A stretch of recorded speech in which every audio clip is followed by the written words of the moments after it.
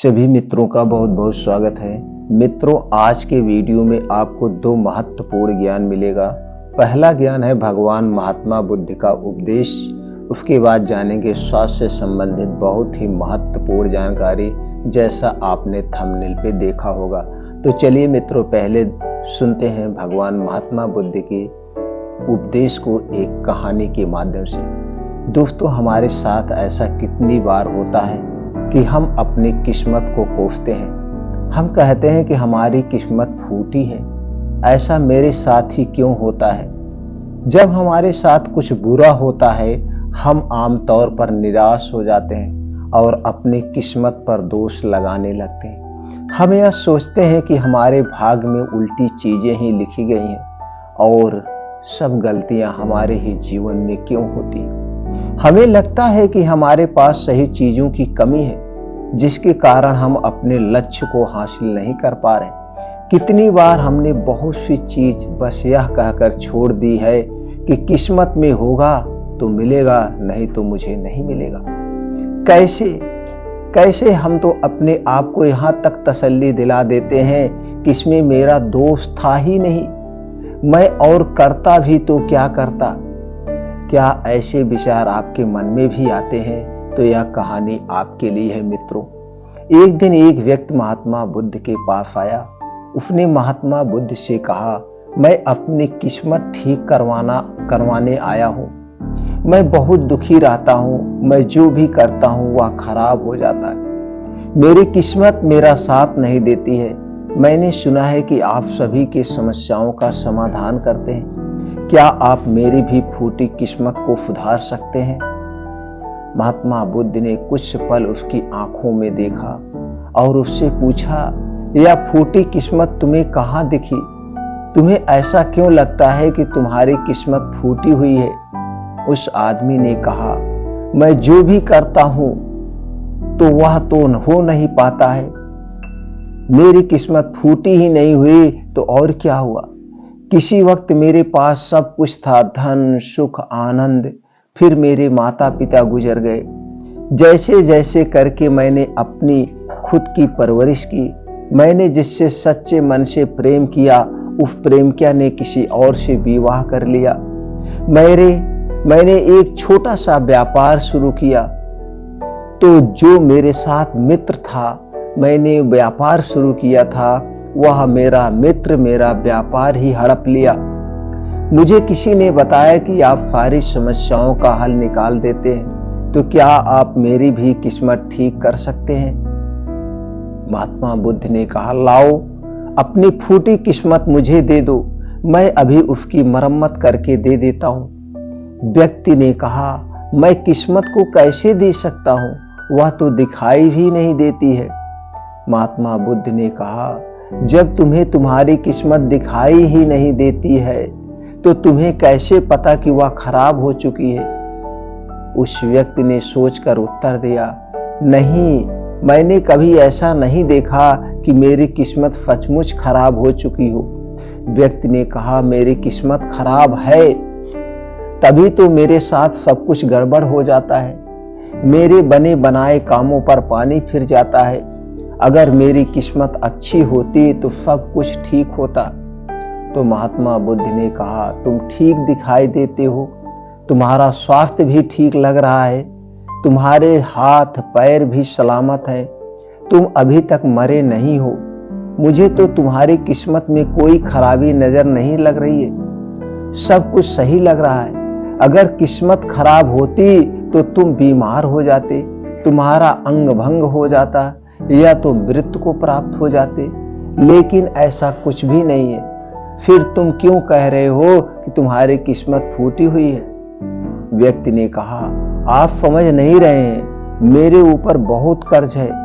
लोग रोज मेरे घर धमकाने आते हैं। जिनसे मैंने कर्जा लिया है वह मुझे मारने तक की धमकी देते हैं। मेरा घर भी उन्होंने छीन लिया है, अभी भी वो मेरे पीछे पड़े रहते हैं।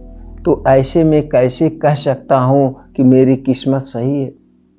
महात्मा बुद्ध ने विचार पूर्वक कहा, तो समस्या गंभीर है।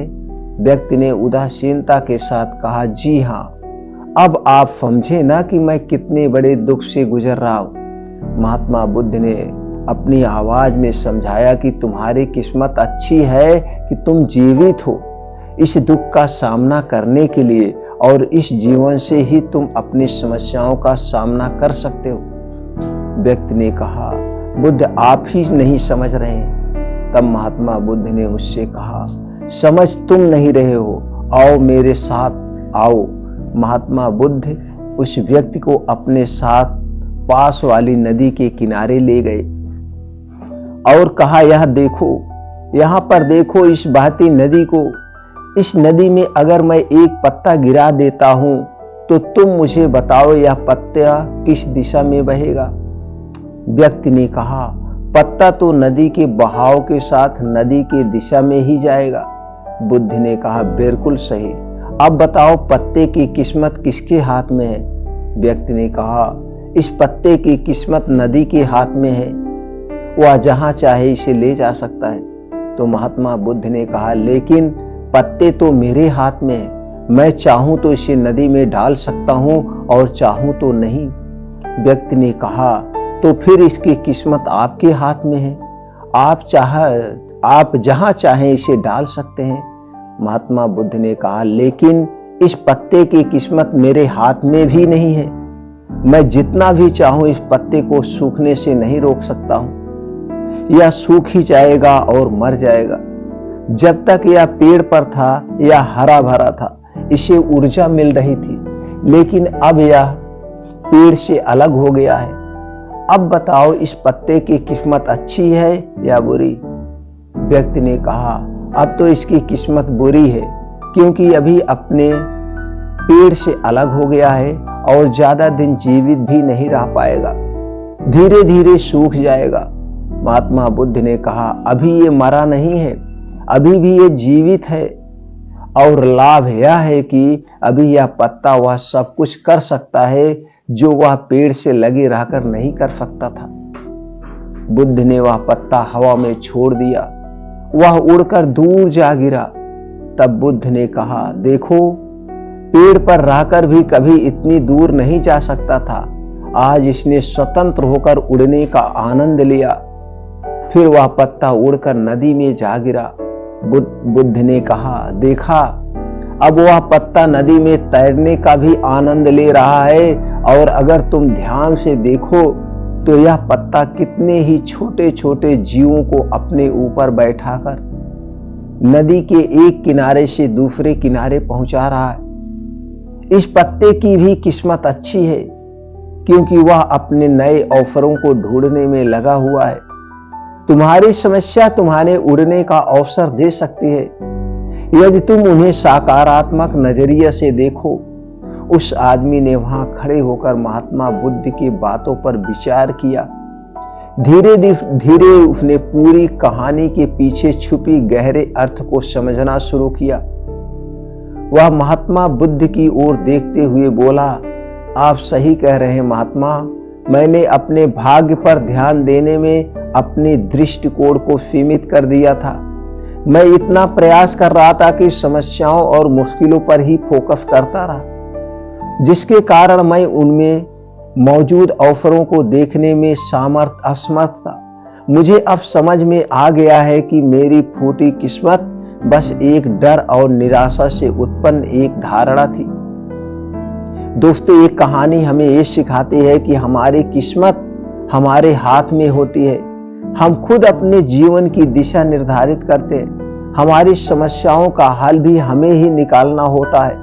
चुनौतियों को एक अवसर के रूप में देखकर हम आगे बढ़ सकते हैं और अपनी किस्मत को सुधार सकते हैं। दोस्तों, एक कहानी आपको कैसी लगी, इससे आपको क्या सीख मिली, हमें कमेंट सेक्शन में जरूर बताइएगा।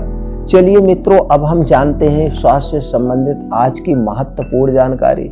जी हाँ दोस्तों, जैसा कि आपने देखा है पित्त। अब इस समझ में कुछ लोग तो समझ रहे होंगे पित्त रोग क्या है, कुछ लोग नहीं समझ रहे हैं। दोस्तों, ये पित्त रोग क्या है? अगर हमारे शरीर का पित्त रोग बढ़ गया तो दोस्तों 15 से 20% गंभीर बीमारियां ये पित्त रोग बढ़ने से होती हैं। इसीलिए इस टॉपिक को समझना बहुत जरूरी है। पित्त रोग है क्या चीज, इससे जानने के लिए थोड़ा सा हमें पीछे जाना होगा। दोस्तों, हमारे शरीर का निर्माण हुआ है 5 तत्वों से, पृथ्वी, जल, अग्नि, वायु और आकाश। और हमारे शरीर में 3 दोष पाए जाते हैं, वात दोष, पित्त दोष और कफ दोष। ये 3 दोष और ये 5 दोष तत्व आपस में जुड़े हुए हैं, इनका आपस में संबंध है। अगर आपके शरीर में किसी भी पोषक तत्व की कमी होती है तो भी आपके शरीर में बीमारियां यानी कि रोग उत्पन्न होते हैं। अगर आपके शरीर का ये 3 दोष वात, पित्त, कफ बढ़ गया तो आपके शरीर में तभी बीमारियां होती, अन्यथा नहीं होती। और ये आपके शरीर में वात, पित्त दोष पाया जाना भी जरूरी है। अगर ये नहीं पाया जाएगा तो हम 1 मिनट भी जीवित नहीं रह पाएंगे। अगर हमारे शरीर का वात रोग बढ़ता है तो 50 से 60% बीमारी होती है। शरीर का पित्त रोग बढ़ता है तो दोस्तों 15 से 20% बीमारी होती है। और शरीर का जब कफ रोग बढ़ता है तो 5 से 10% बीमारियां होती हैं। यानी 100% जो हमारा शरीर बीमार होता है ये 3 दोष के डिसबैलेंस से होता है। तो हमें ये मैनेज करना होगा कि ये 3 दोष को बढ़ाने वाली कौन सी चीजें हैं उसे हमें नहीं खाना है। और ये 3 दोष बिगड़ता क्यों है, ये बढ़ता क्यों है, जो हमारा डेली का खान पान है, ये 3 दोष उसी पे निर्भर करता है। अब दोस्तों, ये 3 दोष हमारे शरीर में 3 अवस्थाओं के साथ साथ पाया जाता है। जैसे सभी मित्र जानते हैं कि हमारा शरीर 3 अवस्था से गुजरता है। पहला है बाल्यावस्था, जन्म से लेकर 14 साल तक हम बाल्यावस्था में होते हैं। इस समय हमारा शरीर कफ प्रवृत्ति में होता है। और जब हम बाल्यावस्था से युवा अवस्था में प्रवेश करते हैं, यानी कि 15 साल से 60 साल के बीच में होते हैं, ये 45 साल का जो समय है हमारा युवा अवस्था का समय है। इस समय हमारे शरीर में पित्त प्रवृत्ति सबसे ज्यादा होती है, पित्त ज्यादा बनता है और वो नेचुरल बनता है, वो प्रकृति की देन है। बस हमें इतना ही केयर करना है, इतना ही ध्यान देना है कि ये जो पित्त बढ़ने ना पाए, पित्त को बढ़ाने वाली जो चीजें उसे हमें नहीं खाना है। और जब हम 60 साल के ऊपर जाते हैं यानी कि हमारा तब आता है वृद्धावस्था। इस वृद्धावस्था में दोस्तों हमारे शरीर में वात सबसे ज्यादा बनता है। तो हमें यह ध्यान देना है कि वात को बढ़ाने वाली जो चीजें हैं उन्हें कम खाना है। तो आप समझ गए, वात, पित्त, कफ कब कब हमारे शरीर में पाया जाता है। अब दोस्तों, इनका एक स्थान भी फिक्स है हमारे शरीर में। ये कहाँ पे स्थान पे पाया जाता है दोस्तों? हृदय से सर तक का जो स्थान है एक कफ का स्थान है। और हृदय से नाभि तक का जो स्थान है ये पित्त का स्थान है। और नाभ से नीचे पैर तक का जो स्थान है वो दोस्तों वात का स्थान है। तो आप समझ गए अपने शरीर के बारे में। अब हम ये बात करते हैं पित्त को बढ़ाने वाली कौन सी चीजें हैं। सबसे पहले ये जान लेते हैं पित्त रोग के लक्षण क्या है, पित्त रोग से कौन कौन सी बीमारियां होती हैं। तो दोस्तों उसे जान लेते हैं। अगर इसमें से कोई भी लक्षण आपको नजर आ रहा है तो आप समझ लीजिए आपके शरीर में पित्त बढ़ा हुआ है। तुरंत पित्त को बढ़ाने वाली जो चीजें हैं उन्हें आप बंद कर दीजिए। ये जो बीमारियां हैं स्वतः ठीक हो जाएंगी। आपका ये शरीर अपने आप इन बीमारियों को सोख लेगा, ठीक कर लेगा, 100% ये गारंटी है। तो दोस्तों चलिए जानते हैं पित्त रोग के लक्षण। आप समझ गए दोस्तों पित्त रोग क्या है। अब पित्त रोग के लक्षण समझ लीजिए। फिर हमें यहाँ जानेंगे पित्त रोग को बढ़ाने वाली कौन सी चीजें हैं। फिर जानेंगे कि पित्त रोग में हम क्या खाएं। और फिर हमें लास्ट में जानेंगे अगर पित्त रोग हमारे शरीर में बढ़ गया है उसे कैसे कम करें, इसके बारे में हम जानेंगे। तो दोस्तों पित्त रोग के लक्षण में है पेट फूलना, दस्त, मरोड़, गैस, खट्टी ढकारे आना, एसिडिटी, अल्सर, पेशाब में जलन, रुक रुक कर बूंद बूंद बार बार पेशाब का होना, पथरी, शीघ्र पतन, स्वप्न दोष, लार जैसी धातु का गिरना, शुक्राणु की कमी, बाजपन, खून का जाना, लीकोरिया, गर्भाशय, ओवरी में छाले, अंडकोश का बढ़ना, एलर्जी, खुजली, शरीर में दाने, शीत का निकलना, सभी प्रकार के सिर दर्द, मधुमेह से उत्पन्न शीघ्र पतन, कमजोरी, इंसुलिन की कमी, पीलिया, खून की कमी, बवासीर, सफेद दाग, माहवारी का कम या ज्यादा आना आदि। ये सारे लक्षण किसके हैं? पित्त रोग के हैं। अगर ये लक्षण नजर आ रहे हैं तो दोस्तों आप समझ लीजिए कि आपके शरीर में पित्त बढ़ा हुआ है। अब पित्त को बढ़ाने वाली जो चीजें हैं उसे आप जान लीजिए, तुरंत आप छोड़ दीजिए। तुरंत आप छोड़ दीजिए, 1 मिनट मत लगाइए। और इसे छोड़ने से आपके शरीर पर कोई फर्क नहीं पड़ेगा, बल्कि आपका शरीर स्वस्थ व निरोग हो जाएगा। चीनी से बनी हुई कोई चीज नहीं लेना है दोस्तों। ये बनता तो गन्ने से ही है, लेकिन इसमें जो प्रोसीजर किया जाता है, 5 से 6 प्रोसीजर किया जाता है और इसमें कुछ केमिकल मिलाए जाते हैं, जिनमें से एक केमिकल होता है सल्फर। वही सल्फर जो गोला बारूद बनता है, जो कि स्टार्च होता है, एक प्रकार का एसिडिक होता है। इसीलिए चीनी को पचाने में लीवर को बहुत मेहनत करना पड़ता है। तो चीनी से बनी हुई चीजें हमें नहीं लेना है। इसके स्थान पर आप गुड़ खा सकते हैं, राब खा सकते हैं, धागे वाली मिश्री खा सकते हैं। ये नेचुरल चीजें हैं, लेकिन चीनी कभी मत खाइए। चीनी से बनी हुई कोई भी वस्तु हमें नहीं खाना है। मैदा बनता गेहूं के आटे से, लेकिन दोस्तों इसमें ऊपर की लेयर निकाल ली जाती है जिसमें फाइबर पाया जाता है। इसके बाद बचा क्या, इसमें चिकनापन बचा है जो कि आंतों में जाके चिपक जाता है, हमारे आंतों को बीमार बना देता है, एसिडिटी बनती है। इसीलिए मैदा से बनी हुई कोई चीज नहीं लेना है।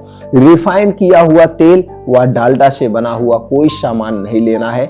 रिफाइन दोस्तों बनता तो इसी चीज से है, जैसे सोयाबीन का बनता है, मूंगफली का तेल बनता तो इसी से, लेकिन इसे 5 से 6 तरह का प्रोसीजर किया जाता है और कुछ तरह के इसमें केमिकल मिलाए जाते हैं। और दोस्तों इसे 200 डिग्री टेम्परेचर पर हीट किया जाता है, जिसकी वजह से इसमें जो अच्छे प्रोटीन्स, विटामिन से कोलेस्ट्रॉल है वो नष्ट हो जाते हैं। बचा क्या है, वेस्ट, वही हम आप खा रहे हैं। तो दोस्तों रिफाइन किया हुआ तेल और डालडा कभी मत खाइए, ये पूरा एसिडिक है और ये हमें बीमारियों को निमंत्रण देता है। और अगली चीज है दोस्तों रिफाइन किया हुआ नमक।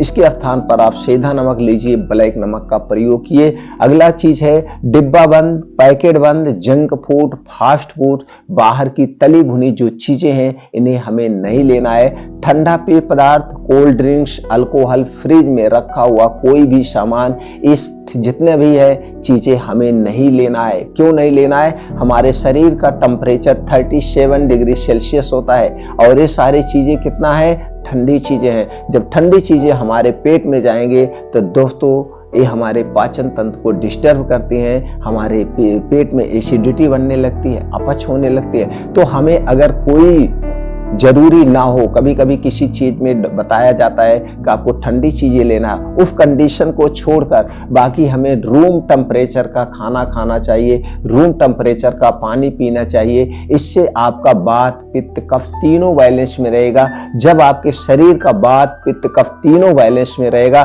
तो आपके शरीर में कभी कोई बीमारी नहीं होगी। ये दोस्तों आप समझ गए, इतना चीजें आपको नहीं खाना है और 21 दिन इनका पालन करके देखिए, आप देखिए। फिर अब प्रश्न नहीं उठता है हमें खाना क्या है, हरी साग सब्जी खाइए, सीजन वाइज जो आती है हरी साग सब्जी लीजिए, ताजे फल लीजिए सीजन वाइज, अंकुरित बीन्स खाइए, ओट्स खाइए, दलिया खाइए, मल्टीग्रेन आटा खाइए, मिक्स दालें खाइए, आपके बजट में ड्राई फ्रूट हो तो ड्राई फ्रूट खाइए। ये सारी चीजें नेचुरल चीजें खाइए। जब ये नेचुरल चीजें खाते हैं तो इसमें से नेचुरल चीजें आपको, नेचुरल मीठा आपको मिलता है जो आपके स्वास्थ्य के लिए लाभदायक है। तो दोस्तों जो हाथ मशीन से बनाए हुए जितने भी सामान है हमें नहीं खाना है। अब किन नियमों का पालन करना है वो भी जान लीजिए। दोस्तों आपको प्राकृतिक नियमों का पालन करना है। प्रकृति के नियम से हमें कब खाना है, हमें कब सोना है, हमें कब खाना, कितनी मात्रा में खाना है, इसके लिए खाना खाने के नियम का पालन करना होगा। पानी हमें कब पीना है, कैसे पीना है, तो पानी पीने के नियमों का पालन करना होगा। तो खाना खाने के नियम, पानी पीने के नियम, प्रकृति की क्या नियम है, इससे संबंधित चैनल पर बहुत सारे वीडियो पड़े मित्रों, देख करके वहां से आप अपने ज्ञान को बढ़ा सकते हैं। अगर हम इसमें चर्चा करेंगे तो वीडियो लंबी हो जाएगी, लेकिन शॉर्टकट में ये जान लीजिए, आपको सूर्योदय के 2 से ढाई घंटे बाद खाना खा लेना चाहिए और सूर्यास्त के 40 मिनट पहले खाना आपको खा लेना चाहिए अगर आप स्वस्थ व निरोग रहना चाहिए। रात का खाना जब भी खाएं दोस्तों, खाना खाने के बाद आधे घंटे तक उसी मुद्रा में बैठे रहें। आधा घंटे के बाद आप कम से कम 500-1000 कदम आराम से जरूर चलें। रात के खाने और सोने में कम से कम 2 से ढाई घंटे का डिफरेंट होना चाहिए, कम से कम। मिनिमम तो 3 घंटा चाहिए, लेकिन 2 से ढाई घंटा का डिफरेंट जरूर चाहिए, तभी आपको सोना चाहिए। रात का खाना नाम मात्र खाना चाहिए, ऐसा खाना चाहिए भूख मिट जाए बस। खाना जब भी खाएं उसे 32 बार चबा चबा के खाएं। हो सके तो खाना खाते समय पानी ना पिएं। अगर जब 32 बार चबा चबा के खाएंगे तो आपको पानी पीने की जरूरत नहीं पड़ेगी। खाना खाने के 1 घंटे पहले पानी आप पी सकते हैं। खाना खाने के 1.5 घंटे के बाद आप पानी पीजिए। इस नियम का आप पालन करेंगे तो आपका पेट में पित्त नहीं बनेगा, पित्त बैलेंस में रहेगा। ये हो गया। अब दोस्तों और क्या करना है, आपको रात 10 से 11 बजे तक लेटेस्ट सो जाना चाहिए आज के लाइफ स्टाइल के हिसाब से। नहीं तो नियम है 9 बजे तक सोने का, लेकिन 10 से 11 बजे सो जाइए। सोने के बाद आपको सुबह भोर में 5 बजे उठना ही उठना है। उठने के बाद अगर आपको गैस, कब्ज, एसिडिटी रहती है तो 1 से 2 गिलास गुनगुना पानी पीजिए। बैठकर सीप करके बासी मुंह को थूकना नहीं है। ये जो पेट में आपके लार या सलाइवा होती है, ये दोस्तों आपको डिटॉक्स कर देती है आंतों को। अब पीने के बाद आप फ्रेश होइए। फ्रेश होने के बाद आपको डेली 2 घंटे का समय अपने दिनचर्या में देना है। 5 बजे से 7 बजे, ये 5 बजे से 7 बजे में आपको 5 से 6 किलोमीटर का मॉर्निंग वॉक, इसे आधे घंटे में कवर करना है। और दोस्तों नंगे पांव हो सके तो करिए। नंगे पांव जहाँ पे मिट्टी हो, जहाँ पे हरी घासें हो। जब मिट्टी या हरी घासें पे आप मॉर्निंग वॉक करते हैं तो दोस्तों कहीं पे ऊबड़ खाबड़ होगा, कहीं छोटी छोटी किंकड़ियां होगी। जब ये किंकड़ियां आपके पैर में चुभती हैं तो दोस्तों ये कुप्रेशर का काम होता है। और दोस्तों जो ओस की बूंदें आपके पैर में लगती है, इससे आंखों की रोशनी तेज होती है, कभी भी आपको चश्मा नहीं लगेगा। अब मॉर्निंग वॉक में जो 5 किलोमीटर आपको करना है, 5-6 किलोमीटर, पहले स्लो चलिए, थोड़ा तेज चलिए, फिर तेज चलने के बाद और तेज चलिए। तो अपनी क्षमता के अनुसार थोड़ा सा दौड़ भी लगा लीजिए। और हो सके तो पीछे के भल भी थोड़ा चला करिए, पीछे के भल भी दौड़ा करिए। इससे दिमाग तेज होता है, कॉन्फिडेंट बढ़ता है। अब इसके बाद 2 योगा आपको जरूर करना है। पहला अनुलोम विलोम, जिसे हम नाड़ी शोधन कहते हैं। दूसरा है कपाल भाती। तो 15 से 20 मिनट कपाल भाती, 15 से 20 मिनट अनुलोम विलोम, 2 योगा जरूर करिए। अगर ये 2 योगा कर रहे हैं तो हार्ट अटैक, ब्लड प्रेशर, पाचन तंत्र से संबंधित कोई बीमारी आपको नहीं होगी। उसके बाद वहीं पे बैठ के सूर्य प्राणायाम, शीर्षासन, जो और योगा आप कर सकते हो योगा आप करिए। और दोस्तों हमेशा चिंता मुक्त जीवन व्यतीत करिए। चिंता को दूर करने के लिए आपको मेडिटेशन करना होगा। 15 से 20 मिनट मेडिटेशन करिए, जिसमें आप अपने सबकॉन्शियस माइंड को पॉजिटिव रखिए। सबकॉन्शियस माइंड को पॉजिटिव रखिए। तो ये 2 घंटे के समय से आप कभी कंप्रोमाइज मत करिएगा। ये 2 घंटे का सुबह का समय आप अपने लिए फिक्स कर लीजिए। इसको इमरजेंसी बना दीजिए। कुछ भी हो जाए आप इस 2 घंटे को कभी मिस नहीं करेंगे।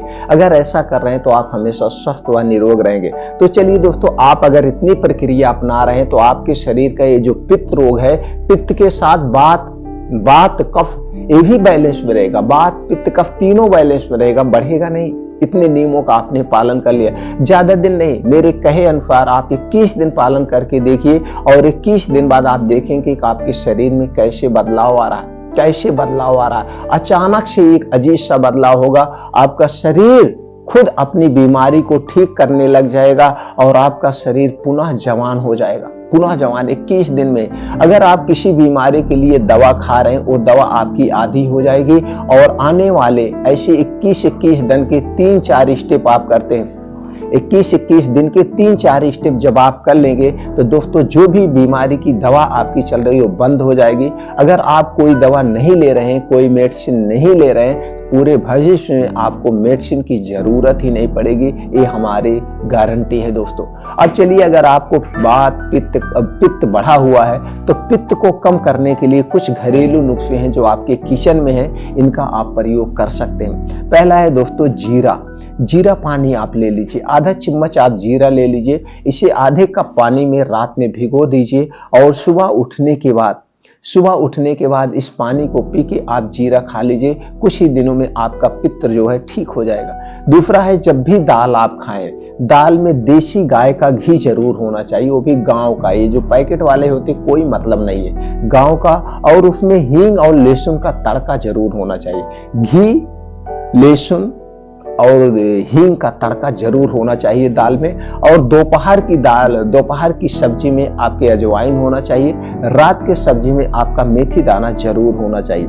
खाने के बाद दोस्तों एक घर पे चूड़ बना लीजिए, अजवाइन ले लीजिए, काला नमक, इसे भून करके आप रख लीजिए। बराबर मात्रा में अजवाइन, काला नमक लेकर के भून लीजिए। अजवाइन को, काला नमक को ऐसे पीस करके एक डिब्बे में आप रख दीजिए।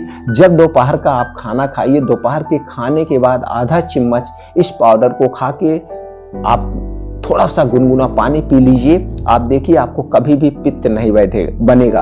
और दोस्तों, अगर आपको पित्त बनता है तो रात में या जब भी आप खाना खाएं, खाना खाने के तुरंत बाद आप वज्रासन में बैठने का प्रयास करें। वज्रासन में 10 से 5 मिनट जरूर बैठें, एसिडिटी हमेशा के लिए खत्म हो जाएगी। और दोस्तों, अब रात में एक चीज करना है, रात में सोते समय 1 गिलास दूध लेना है। दूध आपके घर का होगा, पैकेट का नहीं होगा। अगर गाय का मिल गया तो अति उत्तम है। दूध के साथ त्रिफला चूर्ण आपको मार्केट में मिल जाएगा। इसके साथ 1.5 चम्मच त्रिफला चूर्ण लेना है खाना खाने के 1 घंटे के बाद। और ये चूर्ण लेने के 1 घंटे के बाद आपको सोना है। चूर्ण लेने के बाद पानी वानी नहीं पीना है। इसको कितना दिन तक करना है? जब आपका पेट साफ होने लगे, गैस एसिडिटी खत्म हो जाए तो आप बंद कर देना दोस्तों। उसके बाद या तो मात्रा धीरे धीरे कम कर देना। अब दोस्तों, ये सब प्रक्रिया आप कर लीजिए। अगर फिर भी आपको लग रहा है कि हमें जल्दी आराम चाहिए, जल्दी आराम अगर चाहिए तो मार्केट में दोस्तों एक मिलता है अभिप्रतिकर चूर्ण। अभिप्रतिकर चूर्ण आप किसी भी कंपनी का ले लीजिए। अभिप्रतिकर चूर्ण एक चम्मच सुबह शाम खाना खाने के 1 घंटे पहले, एक चम्मच सुबह शाम खाना खाने के 1 घंटे पहले आप इसे ले लीजिए। कुछ ही दिनों में आपका गैस, एसिडिटी, पित्त विकार सब लोग ठीक हो जाएगा कुछ ही दिनों में। कितना दिन लेना है? लगातार 3 महीने ले लीजिए। 3 महीने के बाद बंद कर दीजिएगा। इसके बाद आपके नियर में कोई भी आयुर्वेदिक डॉक्टर है, उन्हें संपर्क करके आप डिटेल में और ले सकते हैं। फिलहाल आप इससे ठीक हो जाएं। तो दोस्तों, उम्मीद करते हैं कि आज से ही आप इन नियमों का पालन करेंगे और स्वस्थ व निरोग रहेंगे। दोस्तों, ये जानकारी अच्छी लगी तो हमें उत्साहित करने के लिए, प्रोत्साहित करने के लिए आप कमेंट सेक्शन में ओके, थैंक्स, नमो बुद्धाय कुछ भी लिख सकते हैं। आप अपने यार, दोस्त, परिवार के साथ जरूर शेयर करिए। हो सकता है इस जानकारी से उन्हें भी कुछ सहायता मिले, उन्हें भी स्वास्थ्य में कुछ सुधार आए। हो सकता है वो भी इन नियमों का पालन करें, स्वस्थ व निरोग रहें। फिर मिलते हैं दोस्तों अगले वीडियो में नई जानकारी के साथ।